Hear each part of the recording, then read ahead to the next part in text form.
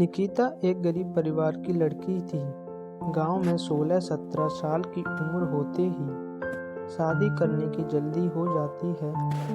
निकिता की शादी करवाने के लिए उसका परिवार जल्दी में था, क्योंकि उसकी 2 छोटी बहनें थीं। उसके पास भी शादी करने के अलावा कोई चारा नहीं था। वह दिखने में साधारण थी और घर के हालात भी दहेज देकर शादी करने के लिए अनुकूल नहीं थे। इसीलिए उसकी शादी जुड़ती नहीं थी। उसमें या गोत्र या कुंडली में कमी दिखाकर बहुत से रिश्ते मना कर देते थे। अंत में एक रिश्ता आया और उस लड़के ने उसे पसंद कर लिया। लड़का सेना में सिपाही था। बुजुर्ग लोगों ने शादी करने पर नाराजगी जताई और कल कहने लगे कि लड़का अपनी पत्नी को समय नहीं दे पाया और कल शहीद हो गया। तो पिता ने बेटी से पूछा।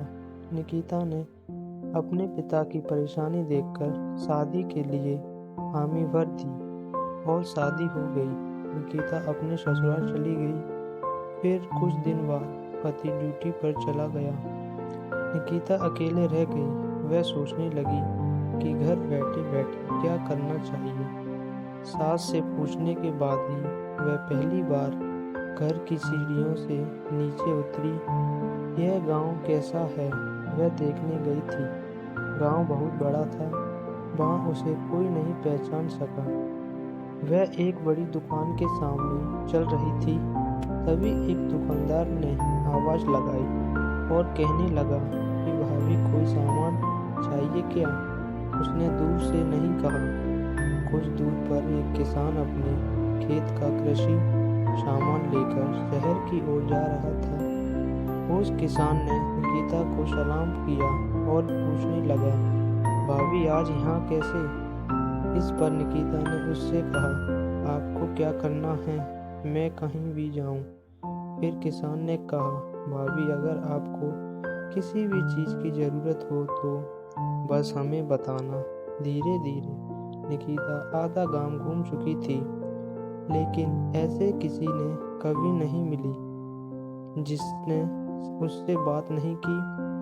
निकिता का सवाल था, इतने बड़े गांव में हमें कभी घर नहीं छोड़ा और किसी को जानते भी नहीं हैं, और फिर भी लोग मेरे साथ इतने प्यार से पेश आ रहे हैं और मुझे इतना सम्मान दे रहे हैं।